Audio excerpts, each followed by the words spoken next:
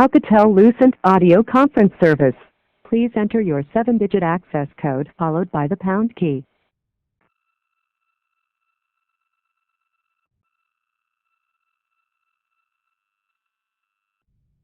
Please state your name after the tone, then press pound.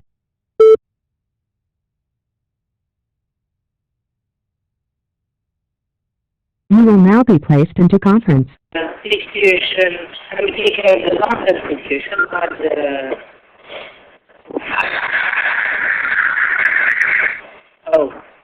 looks like. Okay, so we have not full opinion about the fridge quality. So and maybe we should just rely on the. So we'll please continue to use the questions box in the live meeting. Yeah, sorry about these voice quality problems on the bridge. Okay, so remember that we have several factors that are working in our favor. We have 1 millisecond subframe. So for signaling messages, we are no longer relying upon long frames. So we can quickly send out signaling messages. And of course, we are, once we do the switch, then we can use reliable modulation scheme QPSK. We can add a lot of redundancy, and that will be secure.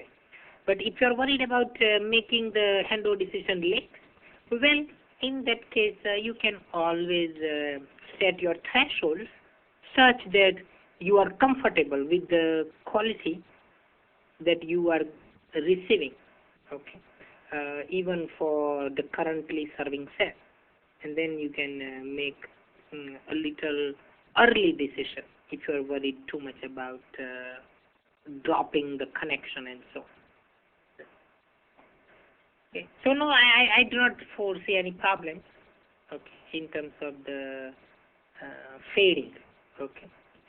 Compared to other technologies, this would be quite fast. So in WiMAX, we have 5 millisecond frame, and here we have 1 millisecond subframe, very, very fast. And how can you take care of ping pong?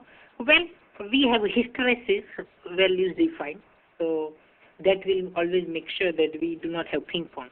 I mean, we do not have excessive ping pong. So, for example, the neighboring cell would have to be better than the serving cell by, let's say, 3 dB. So you will not switch until the new guy can give you much better quality. And when you switch to that new cell, it becomes your serving cell. So another neighbor has to be better that new serving cell by some amount, 3 dB, 4 dB, whatever. And it is up to the inward way to pick the dB number. So again, you can pick a suitable value of the hysteresis, and then that will minimize ping pong effect. Okay.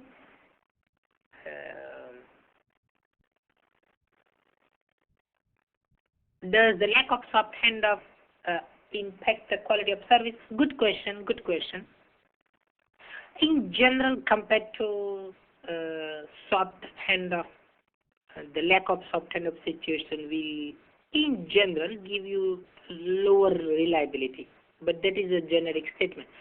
As I mentioned, in LTE, the factors that help us take care of that kind of situation is, one is we have very, very big pipe, as big as 300 megabits per second pipe. So when reliability is of concern to us, we do not need to have the big pipe, right? We can say that, okay, instead of using high data rate on cell edge, I will use lower data rate. But still those data will be better than those what we experience in 3G. Okay. So in 3G, for example, we have, let's say about 10 kilobits per second, right, on the cell edge, maybe 10 to 30 kilobits per second. But in LTE, the way we are designing the link budget is already close to 100. Okay, let's say 70 to 100 kilobits per second. So we are designing for greater greater performance. Anyway, so even though lack of soft handoff would in general result in lower reliability. For LTE, it is not the case, okay, because we have several factors that will help us, okay, including much more efficient radio interface.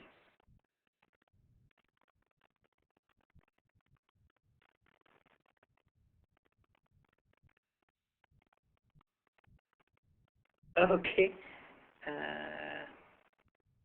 Okay. Any other question? Oh, but actually, it doesn't matter. The breeze is muted. So let's do this. Let's not have any formal questions and answer session. Just to keep submitting your questions, and we will answer those along the way. But again, please keep doing what you are doing. Okay, keep submitting your questions. It will make sure that we give you the maximum possible benefit, okay, as you attend the session. Okay. Let's continue.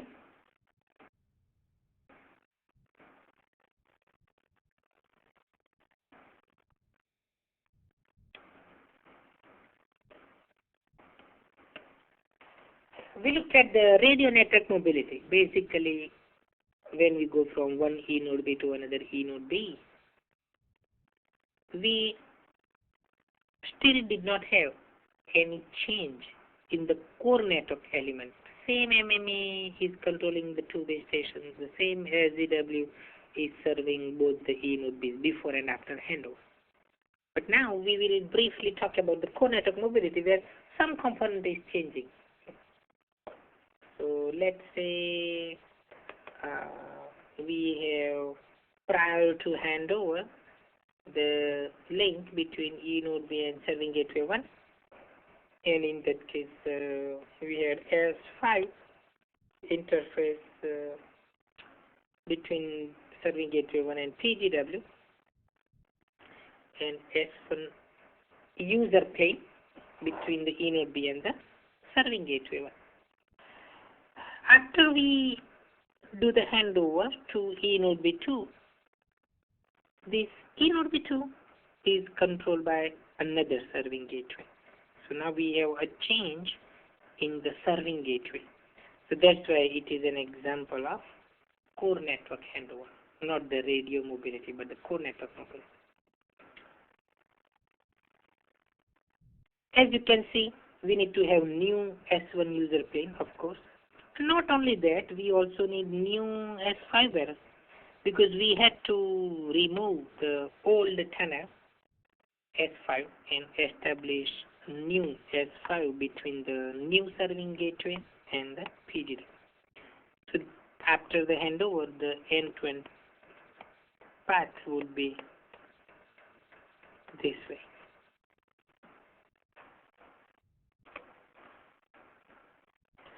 Now, as far as the connectivity within the network is concerned, between E node B and the SGW, we always have GTP tunnel, GPRS tunneling protocol, GTP tunnel, and between the serving gateway and PDN gateway, we have two options. One option is GTP, and another option is proxy mobile IP tunnel. So basically, on the S5 interface here, those are the two options, PMIP and GTP. Either of the two could be used. Up to the operator to decide what they want to use. The standard supports both GTP and PMIP for S5 interface. Now, let's look at this protocol stack. What is this GTP protocol stack and how PMIP protocol stack looks like? GTP, and let's say we are focusing on the S5 interface between SGW and PGW. So we have the GTP user plane. Okay, so that is the GTP tunnel between the SGW and the PGW. And whenever we have a tunnel, basically it's a logical link between two nodes,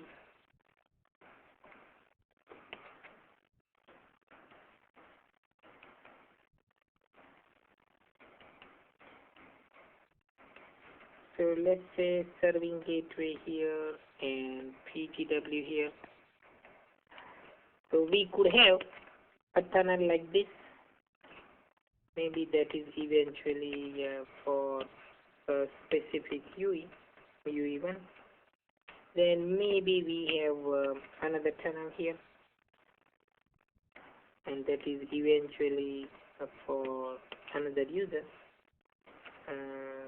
user 2. Now, this side of the tunnel is the responsibility of PGW.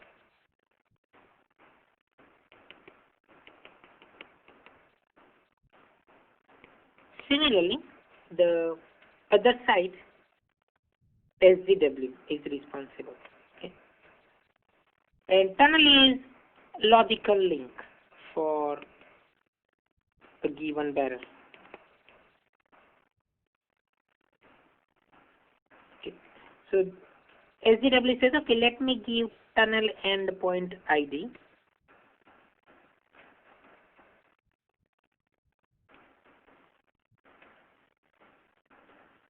Here and tunnel endpoint ID 20 here. PGW says, okay, for user number 1, we will use on my end tunnel endpoint ID, let's say 30, and this is 31 for user number 2. So whenever an IP packet arrives, let's say some packet arrives for user 1,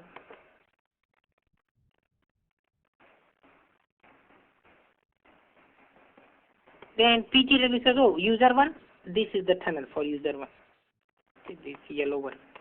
So the destination tunnel point ID is 10 and not 20. 10 is for user 1 and 20 is for user 2. So my destination is tunnel input ID 10. So it will put the packet here toward the destination 10. Similarly, if the packet for user 2 arrives, then the destination would be tunnel endpoint 20. Now our E node B here also has a tunnel. Okay. So let's draw another tunnel here. Let's draw one more tunnel here. So again, whenever a packet arrives on tunnel endpoint ID 10, it will forward the packet onto a tunnel with specific tunnel endpoint ID toward the E node B. Similarly, whenever a packet arrives on tunnel endpoint ID 20, it will be placed onto this tunnel with specific destination tunnel endpoint ID. So the benefit of this kind of tunneling, one is that you're able to provide logical separation of bearers. Even one user could have multiple bearers, right? So we could have two tunnels for the same user. So maybe another tunnel also for the same user. So UE1 has two tunnels. So bearers, and that will help us provide quality of service. Right? You can reserve resources for different channels. That would be one benefit of that. Having channels and easier packet forwarding, right? Based on the tunnel endpoint ID, you can quickly formulate a packet for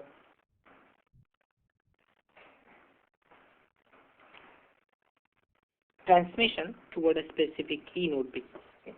So easier forwarding of the packets. If you wish, you can even do the security, okay, IP security or something like that. okay, on the top of the tunnel. We got a question. What is the difference between bearer and the tunnel? Okay. Let's talk about EPS bearer. Okay, so that would consist of multiple tunnels. So here is the UE, SGW, PGW, S5, S1 user plane, and the radio. This is one EPS bearer, end-to-end EPS bearer. Perhaps it's a default EPS bearer, right? Or dedicated. So let's say default. So that consists of one GTP tunnel here. Then it also includes another GTP or proxy mobile IP tunnel. And it includes the radio bearer. So a bearer is mapped onto radio bearer, GTP tunnel on S1 user plane, and GTP proxy mobile IP tunnel. So that is the end-to-end situation. So the concept of tunnel helps us put the packets on specific logical link. Clarify the choice of S1 and S5. The choice of S1 and S5.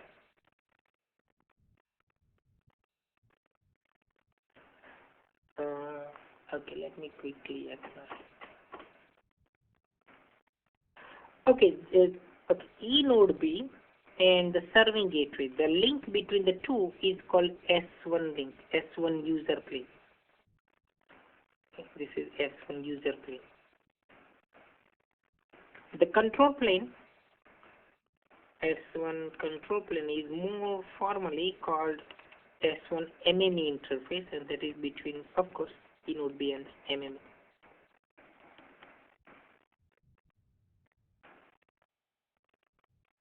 So these tunnels are the tunnels that we are describing right now are for traffic. Okay, for signaling it is different. For example, here signaling will be through S1 MME, and then we would have signaling. For example, you want to set up the bearer tunnel, so then signaling messages are exchanged between MME SGW, between SGW and PGW. So there would be another separate signaling tunnel. But that's not what we are talking about here. For this bearer, it's the traffic bearer, signaling tunnel. But there is for signaling. Okay. For example, what kind of signaling? Signaling to set up bearer tunnel.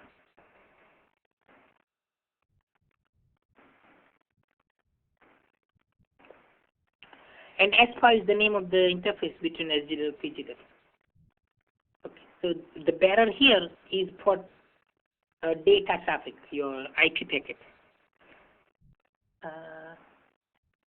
If S5 is using GTP, okay, let's say S5 is using GTP, does this mean proxy mobile IP cannot be supported? And oh, no. Okay, I understand. Okay, so the use of GTP proxy mobile IP, that is completely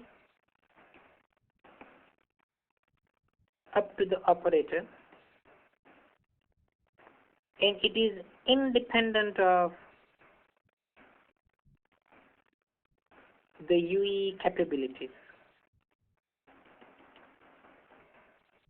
Okay, so there is no relationship from the perspective of the UE.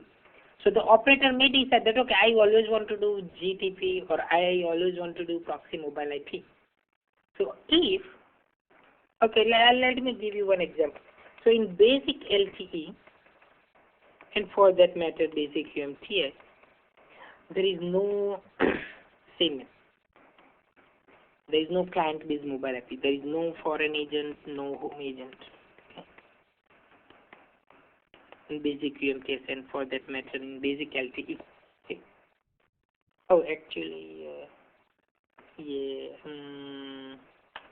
LTE supports it. So let's say basic UMTS. LTE supports both basic UMTS.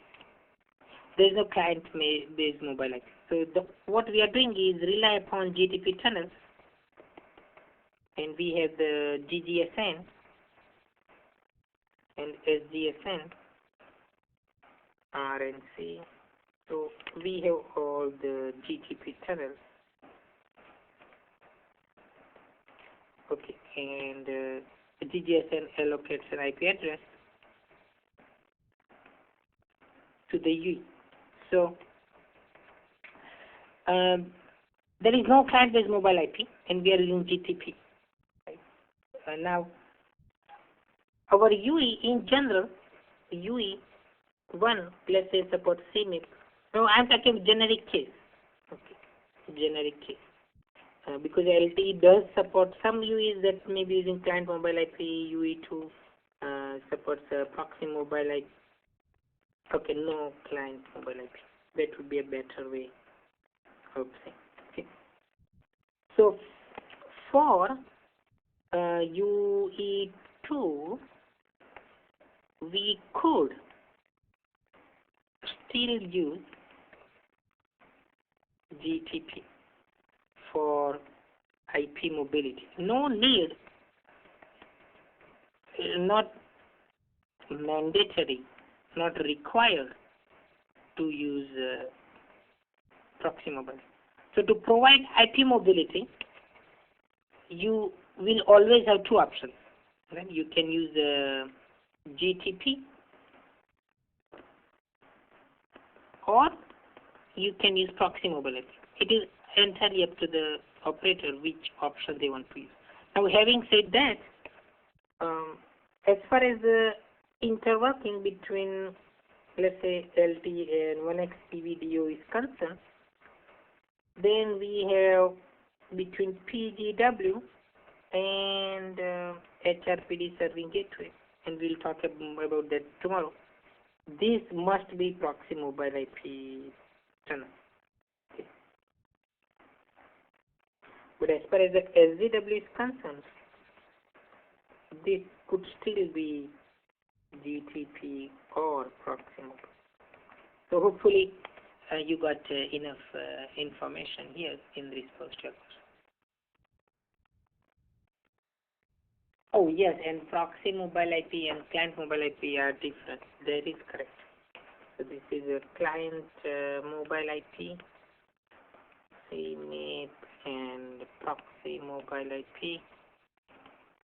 Yes, they are different. I will just give you 30-second answer to that question. Here, the UE itself is capable of exchanging mobile IP messages. So, for example, mobile IP, registration request, and registration reply. Okay. This would contain the IP address allocated to the UE by home agent.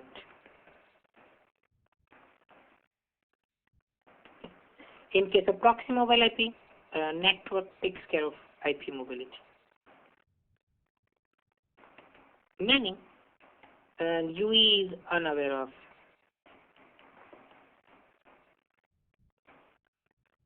IP mobility. UE doesn't need to worry about that. So the UE will be allocated some IP address. Okay. So for example, PGW allocates IP address to the UE, and that's it. That is good enough. UE no longer exchanges mobile IP messages. No MIP messages between the UE and the network. So that is the main difference. And we are seeing the trend toward proxy mobility. So we are going away from client, moving towards proxy mobility. Okay, keep sending your questions. Thank you for your question.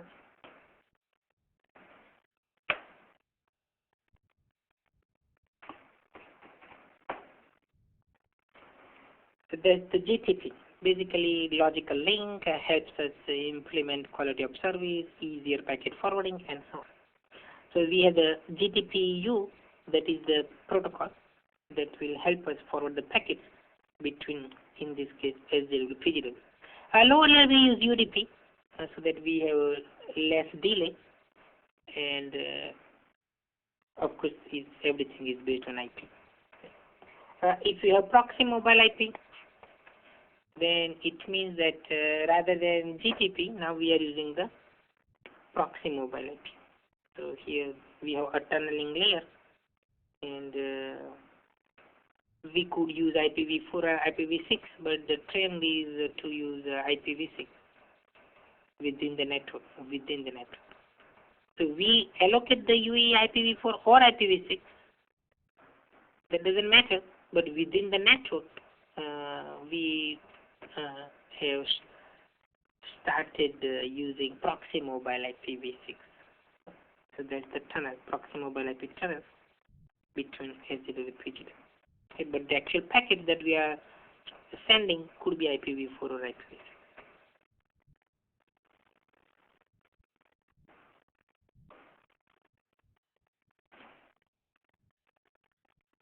And just confirmation from a student, proxy mobile IP can be supported even if S5 is using GTP and not PMIP. Absolutely correct. You are right. Your understanding is correct. So earlier, my thinking was that Verizon, since they are interested in duality interworking, and since we have proxy mobile IP between PGW and HRPD serving gateway, maybe they will continue using PMIP even between SGW and PGW. But some students from another session told me that, oh, even Verizon is interested in GTP between SGW and PGW. Okay, so that is some information that I have. Okay, now going between two MMEs. Okay, so we have one MME, another MME. So when we do the handover, going from node B1 to 2, now we have a change in the MME. So basically we need new S1 MME better, right, with the new MME. And of course we are assuming that, okay, SGW is also changed. So we also have support for this. And this would be another example of core network mobility. So anytime we have a change in the core network element, maybe MME is changing, perhaps SGW, and maybe even both, then it would be an example of core network handover.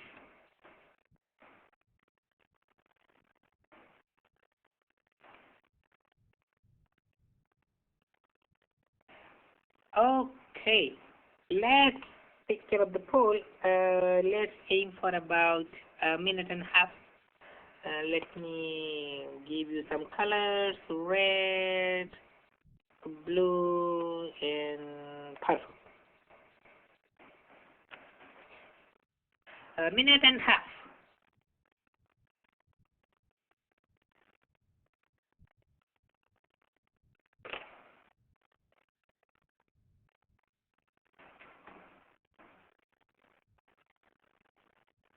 And you can change the color of your seat to provide the answer. Okay, so when you change the color of your seat, then I will know which selection you have made. And again, thanks for adapting to the new mechanism of providing answers.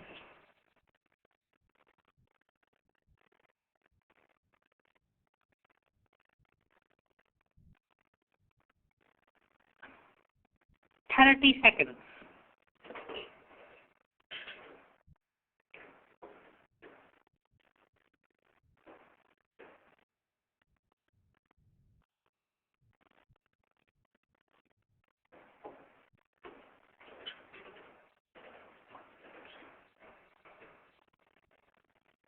Okay, let's see what we got. Okay, I have 2 for blue and almost the rest, whoever submitted the answer is purple. So that's good, and that is correct answer. That on the S5 interface, the standard supports both the GTP tunnel and the proxy mobile IP, and again, up to the service operator to choose which approach they want to take. We looked at the handover in the connected mode. So we had the RRC connection, maybe even some data transfer was ongoing, and then we went from one eNode B to another eNode B, and that was the true handover. In the idle mode, there is no RRC connection. No data transfer occurs, but the basic way to separate a connected mode from the idle mode is just check if there is any RRC connection. No RRC connection, it means we are in the idle mode. So let's see what we do to take care of mobility in the idle mode.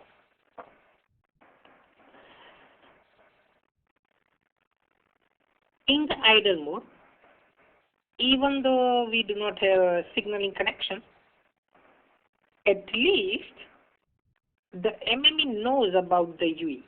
Okay? So in the past, the MME worked with the UE as part of the attach operation. Okay? So UE has done that in the past, and MME knows about the location of the UE, at least at the tracking area level. Okay, so MME normally knows the UE location at that level. Okay. Of course, since there is no RFC connection, no radio information, then eNode B has no idea about the user. Okay. User may be moving around, going from one eNode B to another, but eNode Bs have no idea about the UE location. They do not care. They are not responsible to track the user in the idle mode. MME is responsible to track the user movement in the idle mode. Okay. So radio network doesn't worry about the idle mode mobility, okay, because there is no RFC connection, no data transfer is going on at that time. There is at least one PDN connection, and that would be your default bearer related PDN. Now, in principle,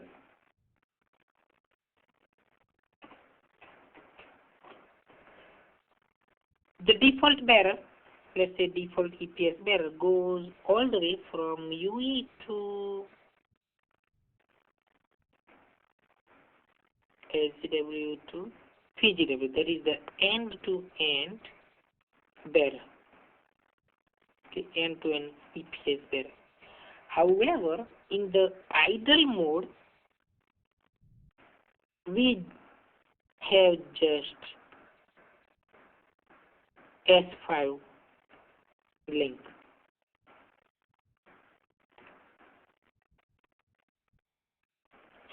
So basically in the idle mode, we remove the radio bearer, we remove the S1 user plane bearer. So the only real connectivity we have for the UE is between SGW and PGW. Okay. Only S5 portion of the overall default bearer exists in the idle mode. Okay. Now why do we have this kind of idle mode? The main reason for that is we want to save resources in the EUTRAN and also conserve battery power. So let's say there is no idle mode, then for UE, as it goes from one eNode B to another, it will be doing handover. A lot of signaling messages will be exchanged. However, we are not interested in any data transfer, right?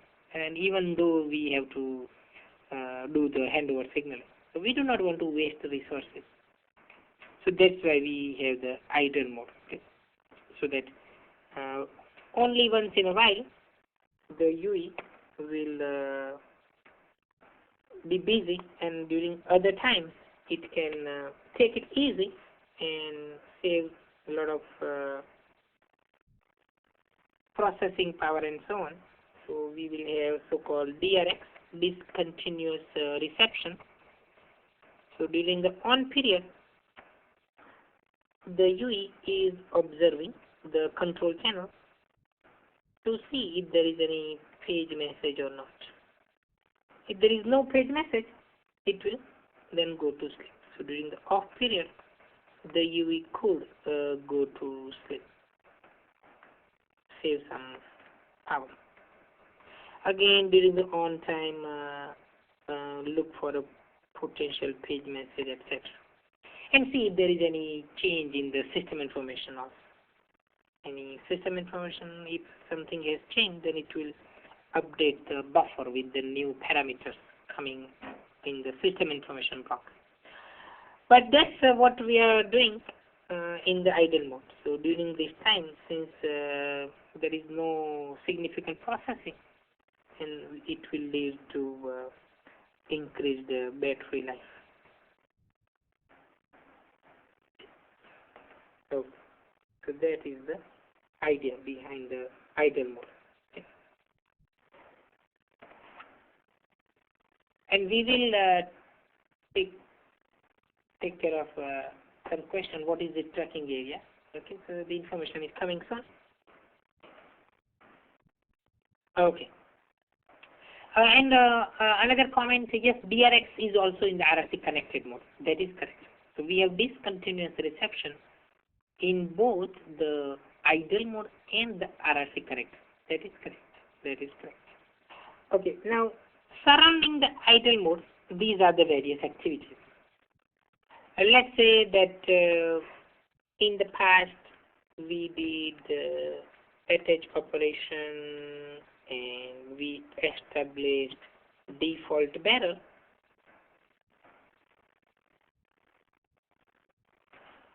But we did not do any activity, no data activity for a long time. So then we release the resources. So all the logical links except S5 is removed. So S5 kept, everything else released. Okay. And that's when we enter the idle mode. Okay. So that's entering the idle. DRX is discontinuous reception. So if you go back to this diagram here, the UE is receiving the control channel here. Then it is not receiving anything here. It is not observing the downlink.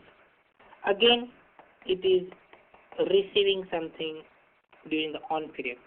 So it is not continuously receiving the downlink. It is obtaining the information only periodically. So it is discontinuous reception in the downlink, not continuous. That is DRX.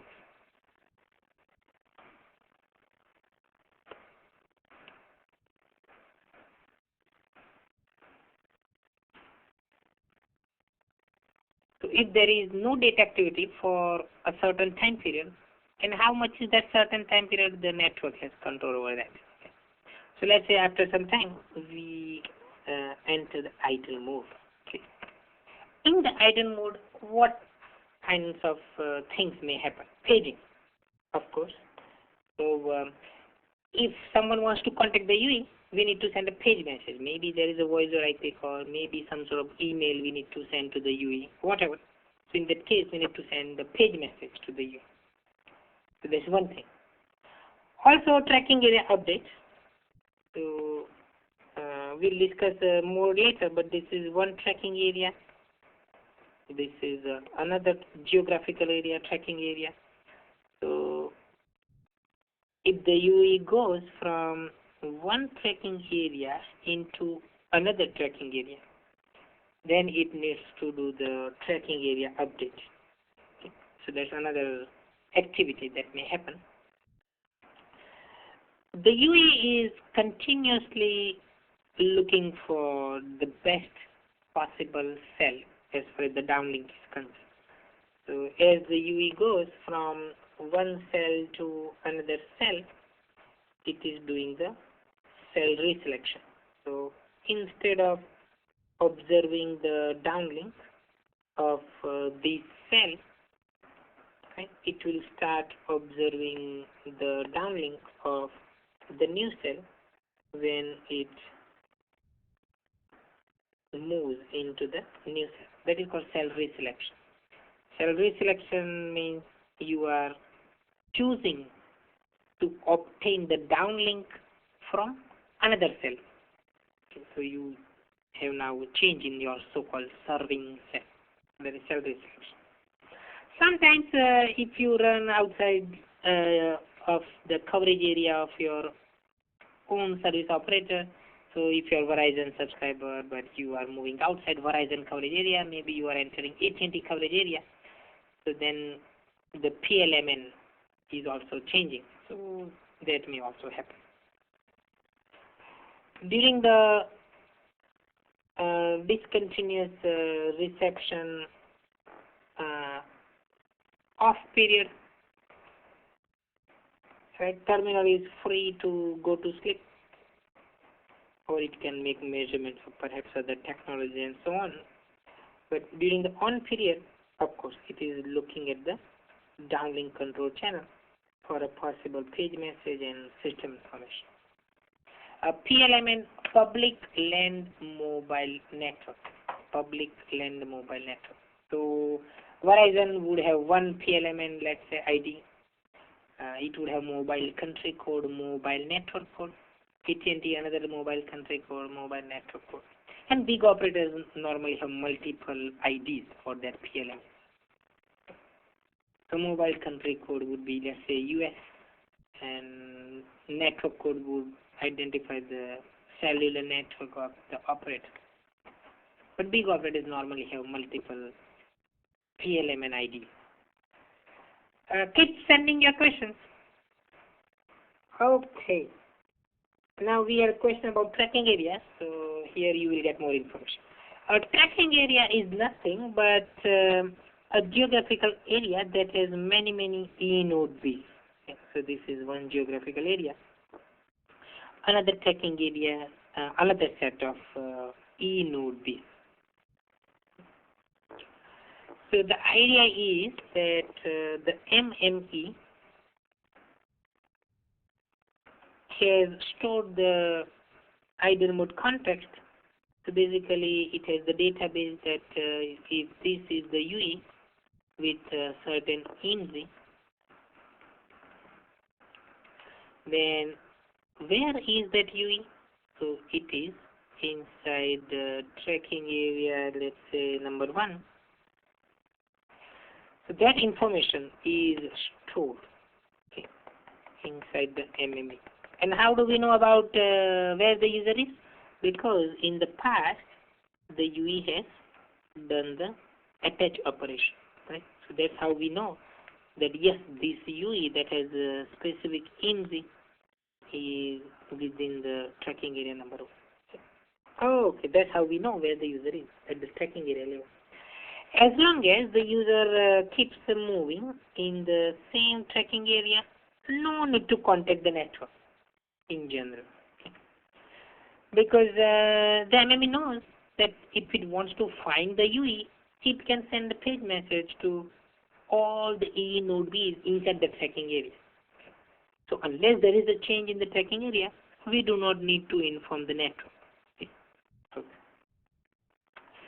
However, if we cross the boundaries of the tracking areas, then of course we need to inform the network that, oh, we have crossed into tracking area number 2, so that we can update the database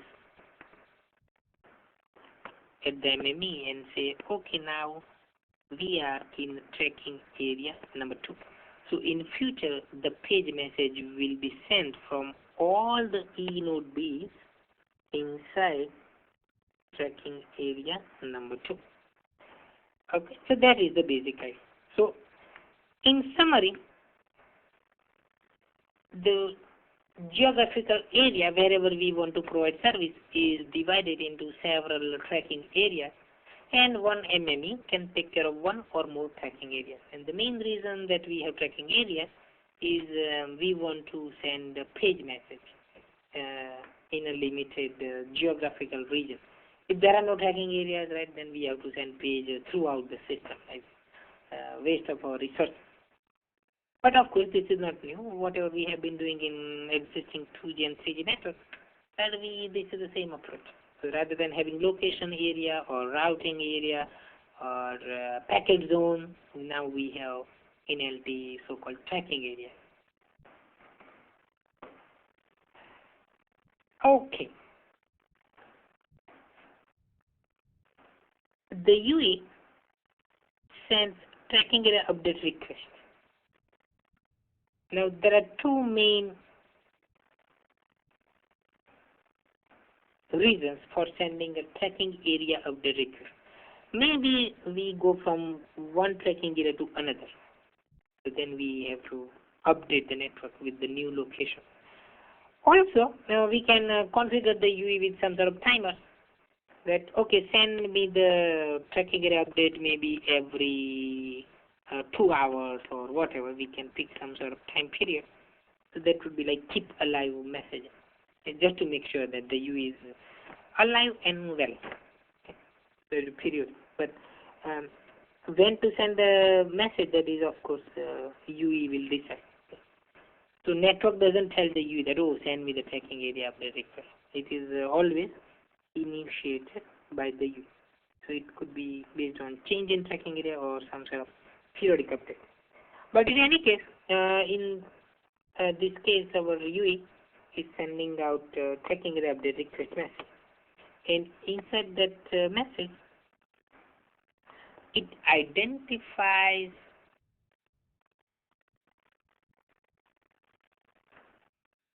itself, and the identity it provides is GUTI. GUTI is a globally unique temporary ID, and there are two parts inside that identity. One is the identity of the MME, okay, and then ID of the UE within that MME.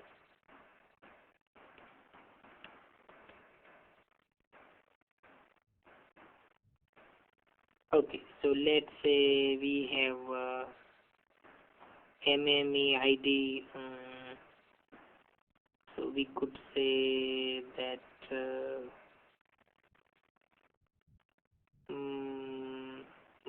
PLMN, and within the PLMN, this is MME number 1. So mobile country code and mobile network code, right? That would be, let's say, corresponding to Verizon Wireless. And within Verizon Wireless, this is MME number 1. Okay? So that would be one example of creating ID of the MME.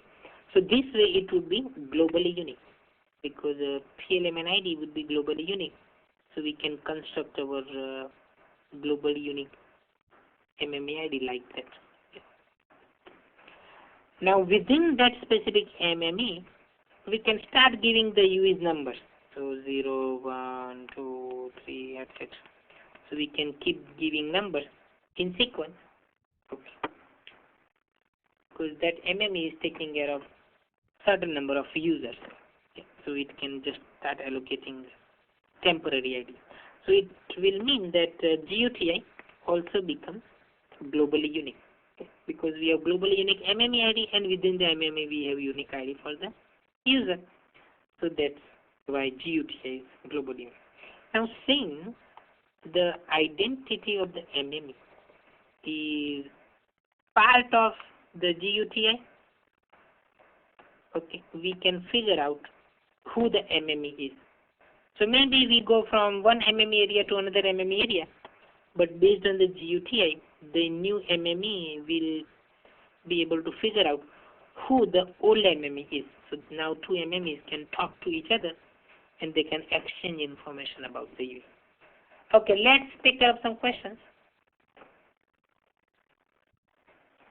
What is the difference between tracking area update and registration?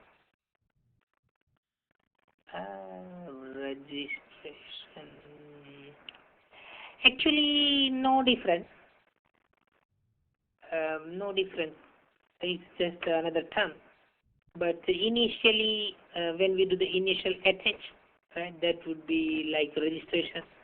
And now when you do the tracking area update, that's like registration update, but still it's registration. So no difference. No difference at all. Just a different term. Who determines how much area should be under tracking area 1, 2? Yes, entirely up to the service provider. And normally that is determined based on how many subscribers we have, how much signaling load we expect, what is the capability, capacity of the MME, and so on. Okay. But yes, up to the service operator. Very good question. How does the UI detect that there is a change in the tracking area? Good question. Very good question. So, in the idle mode, the UI is observing the downlink control channel. Okay, and sometimes control channel will say that, oh, there is a system information block. And now the UI will look at the system information block, and by observing the certain system information block, it will know that, oh, this corresponds to the cell, let's say cell number 30, belongs to tracking area number, let's say 2. So right now assume that in the memory we have tracking area 2 stored. So we said, oh, no problem, we are just talking to the same tracking area, so no need to worry about contacting the network. Now after some time, we go to another cell, let's say cell number 31. We look at the system information block. It says tracking area 2, no problem. Again, we are part of the same tracking area. Now we keep moving. And now we enter another tracking area. So let's say this is a tracking area number 3. So now there is some cell here, let's say cell 32. It's sending out system information block. And now this guy will say, oh, this is tracking area number 3. Now we look at the memory and find out that, oh, now we have entered another tracking area. So time for me to do the tracking area update. So in summary, a system information block, one of the SIPs, we have I think about 12 or so, 12 or 13, maybe 13 system information blocks, and one of the SIPs provides tracking area identity. Keep your questions coming.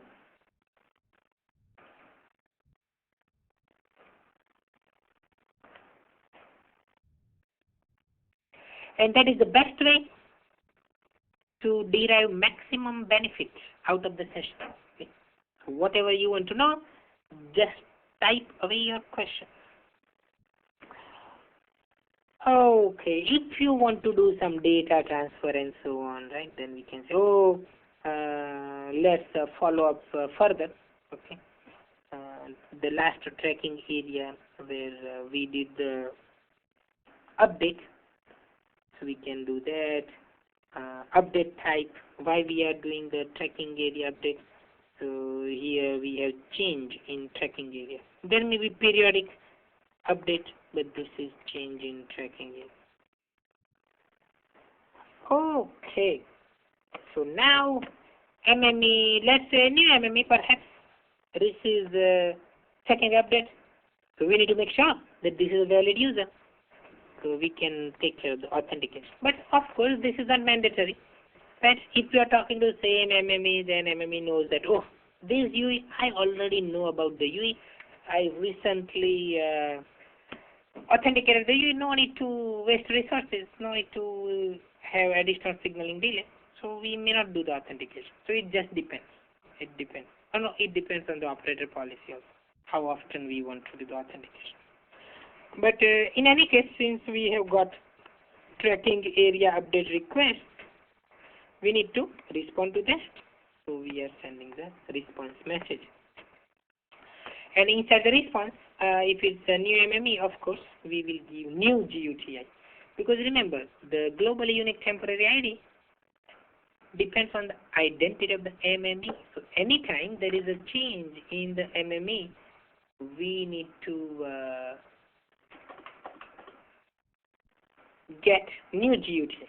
Okay, just like we need to get new CRNTI when we have change in the cell when we are in the connected mode. Similarly, anytime there is a change in the MME, we need to get new GUTI. Okay, we got several questions. Let's take care of those. We stated earlier that update may be based on timer, but what if we move to the new tracking area before the timer update?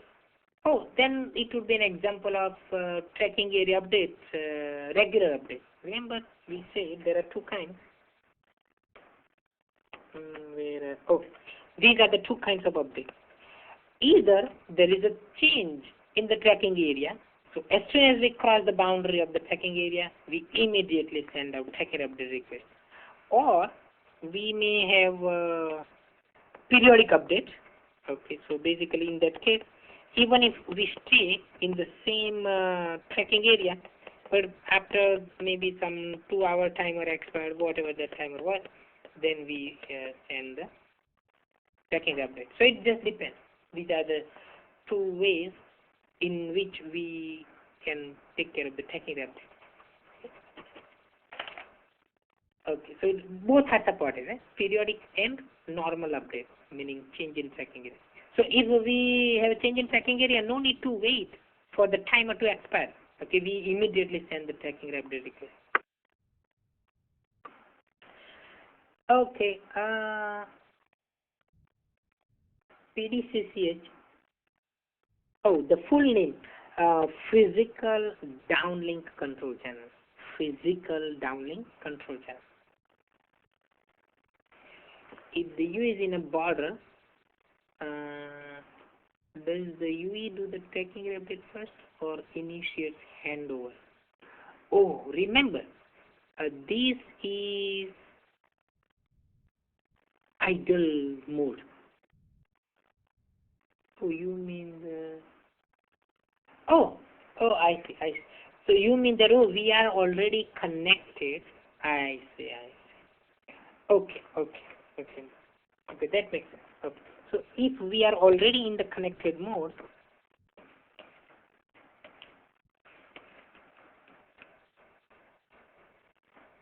maybe we are even doing data transfer, perhaps. And now we go from tracking area 1 to another tracking area. So we are saying that, okay, perhaps moving from this E node B to another E node B. And now we are doing the handover, the connected mode handover, the real handover, not idle mode, but connected mode. So in that case, yes, we will do the handover first. And once the handover is completed, then we do the routing area, tracking area update. Okay, good question. Okay, keep sending your questions.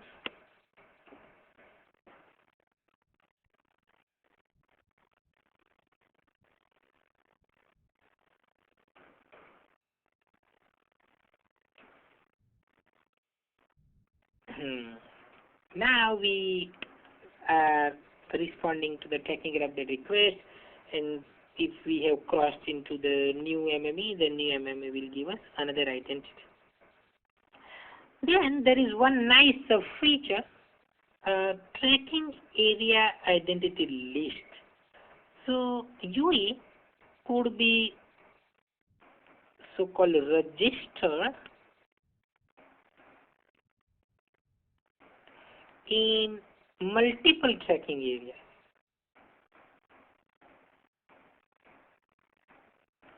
Okay, so we can tell the user that okay, you have been registered for 2 tracking areas, 1 and 2. So it means that if the user goes from tracking area 1 to 2 or vice versa, then it does not need to do the tracking area update. So we are reducing lot of signaling. Okay, if you just keep moving between 2 tracking areas. So I will give you a simple example. Let's say we in the morning we go from our home to work, right? So maybe we are crossing from one tracking area to another. In the evening, right, we are the other way. So if we have tracking area list, then what would happen? We eliminate the need to do the tracking area updates, because remember what happens in the morning? All these users are going in one way, right, on the highway. Hopefully the highway doesn't have too much congestion and we are still moving. So hundreds and thousands of subscribers may be crossing those boundaries. So there would be a lot of processing load. Random access channel will be used a lot, right? The network MME, poor MME has to take care of a lot of processing and so on. So we want to reduce that. So if you want to minimize that overall signaling, overall resource utilization, then you can tell the user that don't worry about sending me any tracking area update. I will consider you registered in both the tracking areas. So it will minimize the resource utilization. A very, very nice idea. So we got one more question. If we have a new MME, who will update the old MME that you is no longer? Oh, the new MME will contact the old MME because it knows the old GUTM. So it will figure out the identity of the old MME, and then it will tell the old MME that, oh, don't worry, I will take care of the UE now, and give me the capabilities of the UE, maybe some security algorithm supported by UE and whatnot. Yes, so the new MME will take care of that. Good question. Keep those questions flowing my way. Okay, and fine, with the acknowledgement to the tracking response is the complete.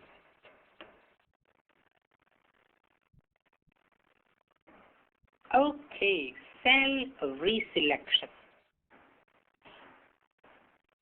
This occurs when the UE is in the idle mode. Okay, so no RRC connection.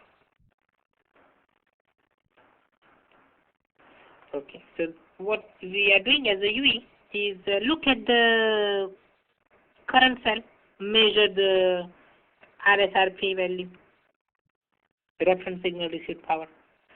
Look at the neighboring cells and also measure RSRP, and then see if you need to start looking at the new cell or you should just hold on to the current cell. So one of the system information blocks will give you the parameters associated with cell reselection. So for example, we may have something like this, threshold 1, threshold 2. So if the serving, meaning the cell that you are currently observing, right, it drops below a threshold, the neighboring cell is exceeding some threshold, then it means that, oh, the neighbor is able to offer you better downlink.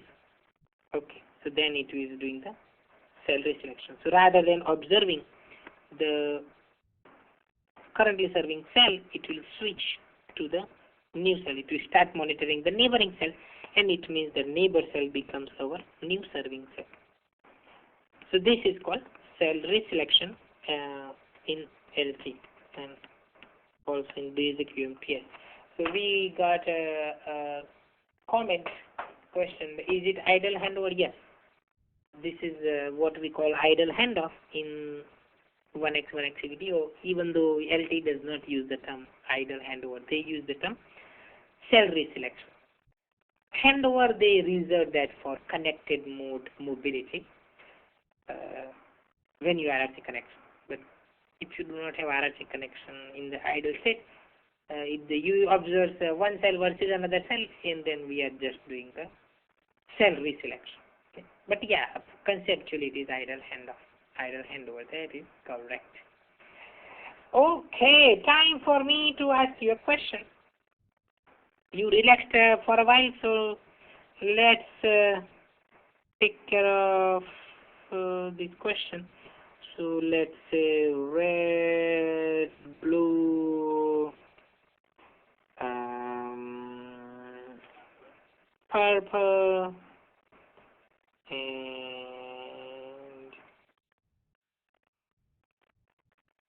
yellow. I do not worry about.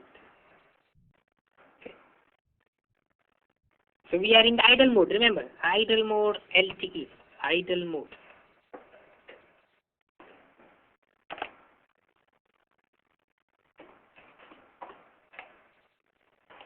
So let's aim for about a minute and a half.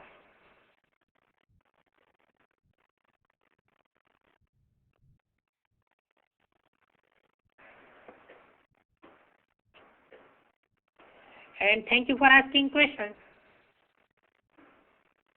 Keep doing that. While the audio bridge does give us problems sometimes, at least you have the questions box in live meeting. So at least that is working well. So that's good. Keep sending us your questions. And you are indeed asking questions. Very good. We'll take care of the questions once we are done with the poll. 30 more seconds. And we'll take a break in a couple of minutes.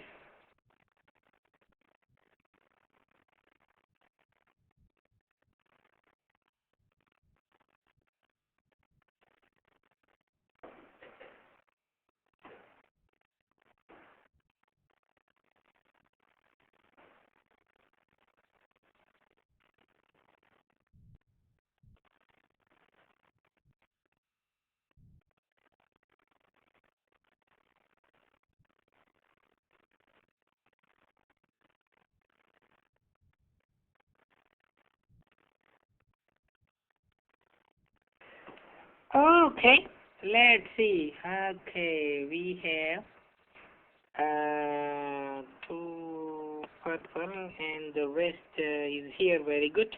And this is the correct answer. Tracking area. Okay.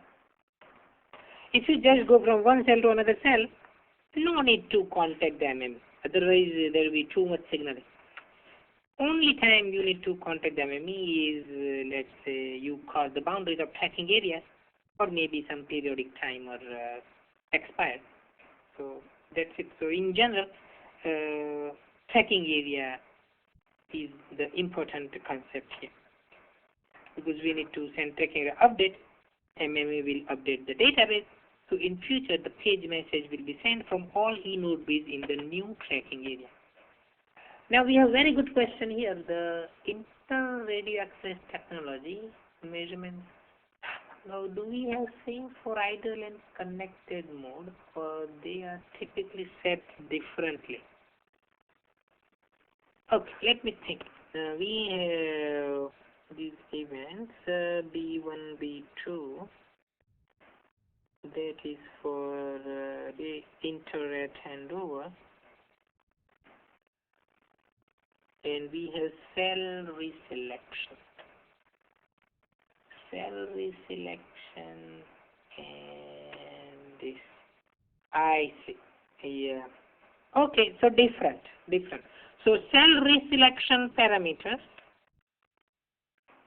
they are available in system information blocks, and you can choose your technologies and the thresholds accordingly. And for the actual handover,